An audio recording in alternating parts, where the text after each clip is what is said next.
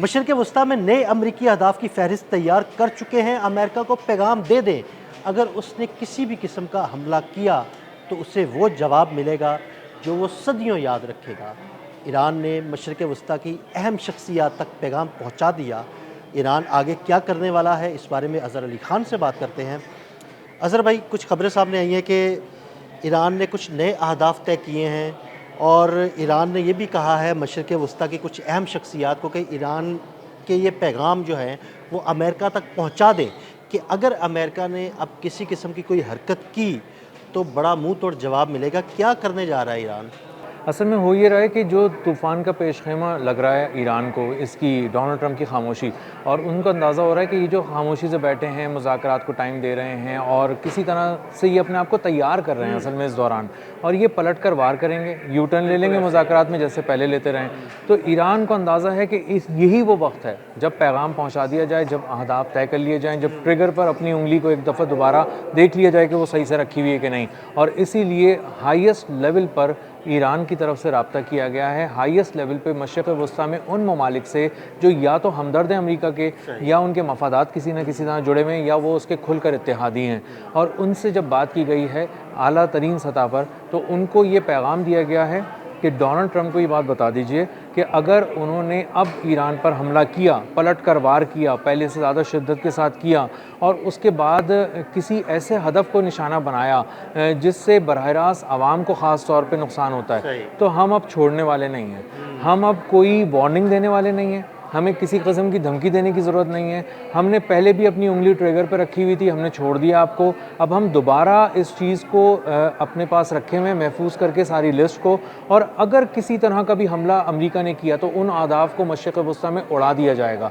अब इसमें ख़ास बात यह है पिछले किसी एपिसोड की निस्बत कि अगर अमेरिका ने किसी सिविल इंफ्रास्ट्रक्चर को, किसी पुल को, किसी रेलवे लिंक को, किसी तरह के पानी के ज़ख़ीरे को, किसी तरह के ऑयल इंफ्रास्ट्रक्चर को, फ़ौजी तनसीबात को, सिविल या मिलिट्री इंफ्रास्ट्रक्चर को अगर निशाना बनाया जाता है तो हम उसी तरह का वार करेंगे मशरिक़ वस्ता में कुछ ख़ास मकामात पर। वो अहदाफ हमने पहले भी चुन लिए थे, उस लिस्ट को हमने रिन्यू किया था, अपग्रेड किया था, और अब हमने एक फ़ाइनल लिस्ट तैयार कर ली है। अब हम मशरिक़ वस्ता में उन अहदाफ को निशाना बनाएंगे जिससे न सिर्फ बराह रास्त अमेरिका मुतासर होगा, उसके दिल पे बहुत बुरी चोट लगेगी, बल्कि साथ साथ मशरिक़ वस्ता की वो ममालिक जिन्होंने अपनी ज़मीनें दी हुई हैं, अमेरिका को फ़ौजी अड्डे दिए हुए हैं, उसके जो अवाम हैं और उसकी जो हुकूमतें हैं वो भी इसको उसी तरह महसूस करेंगी। अब ये जो अहदाफ हैं मुमकिन तौर पे वो यही हैं जिस तरह ईरान ने पहले कहा था कि आँख के बदले आँख, यानी हमारा पानी का इंफ्रास्ट्रक्चर उड़ाओगे। मतलब मैं यही आपसे पूछना चाह रहा था कि आखिर वो कौन से ऐसे अहदाफ है जो मुमकिन तौर पर हदफ हो सकते हैं, क्योंकि पहले तो उन्होंने उनकी एयर बेसिस को उड़ा के रख दिया, ईंट से ईंट बजा दी, उनके जहाज़ उड़ा दिए, उनके मिसाइल सिस्टम उड़ा दिए, उनके रडार उड़ा दिए। तो अब आगे क्या कर सकता है वो? आगे ये कर सकता है कि ना सिर्फ फ़ौजी तनसीबात पे निशाना लगाएगा ईरान, बल्कि खुलकर अब उन अहदाफ पे निशाना बनाएगा जो बुनियादी तौर पे उन खलीजी ममालिक के अवाम से जुड़े हुए हैं। अगर यहाँ पे पानी के किसी इंफ्रास्ट्रक्चर को निशाना बनाया जाता है, जैसे जनूबी ईरान में बनाया गया था, पानी के इंफ्रास्ट्रक्चर को, एक ज़ख़ीरे को तबाह किया जिससे 30,000 लोग पानी से महरूम हो गए थे।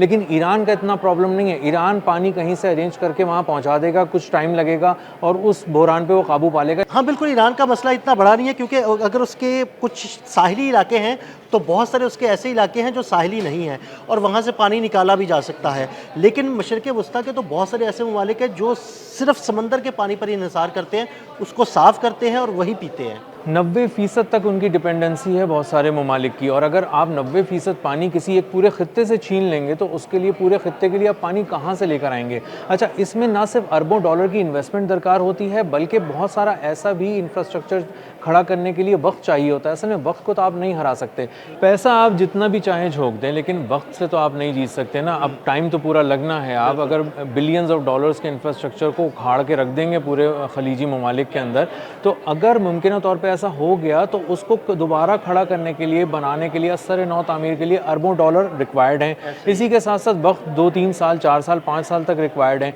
तो आप इतने बड़े पैमाने पर जो पूरे इलाकों के लिए, पूरे खित्ते के लिए इलेक्ट्रिसिटी जनरेट कर रहा है, पानी जनरेट कर रहा है, वाटर डिसैलिनेशन प्लांट है, खारा पानी आप मीठा नहीं करेंगे तो आप उसकी एक बूंद अपने हलक से नहीं उतार सकते। तो अब इस सूरत हाल में ईरान के लिए चैलेंजेस फिर किसी हद तक कुछ कम है, लेकिन जो खलीजी ममालिक पर इस तरह से क़यामत बीत जाएगी अगर ये इस तरह का कोई हमला ईरान ने किया, तो ईरान के आदाब बहुत ही ख़तरनाक हैं। अच्छा, ये तो होगा एक अवामी आदाब। अब दूसरी चीज़ अदिल भाई हमें नहीं भूलना चाहिए कि जो टेक्नोलॉजी का इंफ्रास्ट्रक्चर है वो बहुत बड़े पैमाने पर है, और अमेरिका से दुनिया भर से सरमायाकारी इन खलीजी ममालिक में आके लैंड की थी, क्योंकि ये बहुत ही पुरकशिश सरमायाकारी के डेस्टिनेशन दुबई की है। मिसाल ले लें, वहाँ पर इतनी सरमायाकारी आई कि दुनिया भर के सरमायाकार वहाँ पर आके बैठ गए, दुनिया भर से टेक कंपनीज आकर वहाँ पर बैठ गई, वहाँ पर कंस्ट्रक्शन का काम बहुत शुरू हो गया। लेकिन जब ये जंग शुरू हुई तो उसके बाद वहाँ से लोग भागना शुरू हो गए थे। बिल्कुल ऐसा ही है। और अगर आप अबू धाबी का स्टारगेट जो उन्होंने बनाया था 1 गीगावाट का, उसका जो कोऑर्डिनेट शेयर किए थे ईरान ने पहले, अगर आप उसको सामने रखें, या अगर आप बहरीन के अंदर जो अमेज़ॉन का डाटा सेंटर था जो अमेज़ॉन वेब सर्विसेज के नाम पे, जी बिल्कुल, और बताया भी कि ये अमरीकी फ़ौज के लिए अहम तरीन मालूमात को गैदर भी कर रहा था, प्रोसेस कर रहा था, बल्कि आदाब की निशानदही कर रहा था, उनको तबाह कैसे करना है, कितने वक्त में करना है, कौन सा हथियार बिल्कुल ऐसी, बल्कि मैंने भी ये खबरें पढ़ी तो उसमें ऐसी बातें थी कि जनाब वो अहदाफ कौन से हैं, वो कहाँ पे हैं, कितनी दूर हैं, उनको किन मिज़ाइलों से निशाना बनाया जा सकता है, कौन से ऐसे मिज़ाइल हैं जो उनको निशाना बनाए तो कितनी तबाही मचा सकते हैं।